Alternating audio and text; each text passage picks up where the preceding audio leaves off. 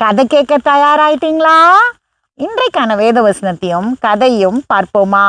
நம்ம என்ன பிரயாசப்பட்டாலும் என்ன வேலை செஞ்சாலும் அதுக்கு நிச்சயமா ஒரு பலன் உண்டு. சில சமயம் உடனே அதுக்குரிய பதில் வராது. அதனால நான் பட்ட கஷ்டம் எல்லாம் வீண் அப்படின்னு நம்ம நினைக்க கூடாது.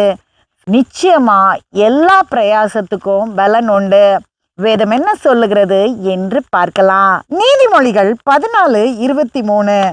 சகல பிரயாசத்திலும் பிரயோஜனம் உண்டு, உதடுகளின் பேச்சோ வறுமையை மாத்திரம் தரும்.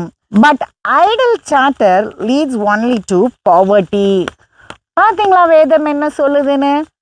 எல்லா பிரயாசத்துக்கும் பலன் உண்டா, நல்ல பலன் உண்டா. ஆனா சும்மா உட்காந்து கதை பேசிட்டு இருந்தா அது வறுமையை மட்டும்தான் தருமா? ஒரு முறை ஒரு கிளி ஒரு சுவையான மாம்பழத்தை சாப்பிட்டுச்சு. அது யோசிச்சுது, காட்டுல ஒரு பகுதியில மரங்களே இல்லை, தண்ணியும் இல்லை, இந்த விதையை கொண்டு போய் நம்ம அங்க விதைக்கலாமே அப்படின்னு. இது அந்த விதையை அங்க விதைச்சிட்டு தினந்தோறும் கஷ்டப்பட்டு தண்ணி எடுத்துட்டு வந்து ஊத்துச்சு.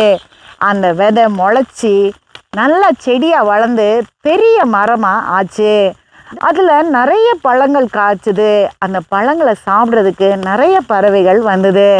இந்த கிளிக்கு ரொம்ப மகிழ்ச்சியா இருந்தது. ஏன்னா அந்த இடத்துல ஒரு சின்ன ஏரி கூட உருவாயிருச்சு. ஒரு நாள் மழை பெய்து மின்னல் அடிச்சதுல மின்னல் இந்த மரத்துக்கு நடுவுல விழுந்து அந்த மரம் அப்படியே இறந்து போச்சு. இந்த கிளிக்கு ரொம்ப வருத்தமா இருந்தது, அழுதுகிட்டே இருந்தது. நான் இவ்வளோ பிரயாசப்பட்டு இந்த மரத்தை வளர்த்தேனே, ஆனால் இப்படி ஆயிப்போச்சே அப்படின்னு. கொஞ்ச நாள் கழிச்சு மழை காலம் வந்துச்சு.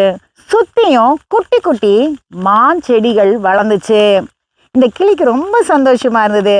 எல்லா செடிக்கும் கொஞ்சம் கொஞ்சமாக தினந்தோறும் தண்ணியை கஷ்டப்பட்டு எடுத்துட்டு வந்து ஊற்றும். எல்லா செடிகளும் வளர்ந்து பெரிய மரங்களாச்சு. அந்த இடத்துல ஒரு மாந்தோப்பே வந்துருச்சு.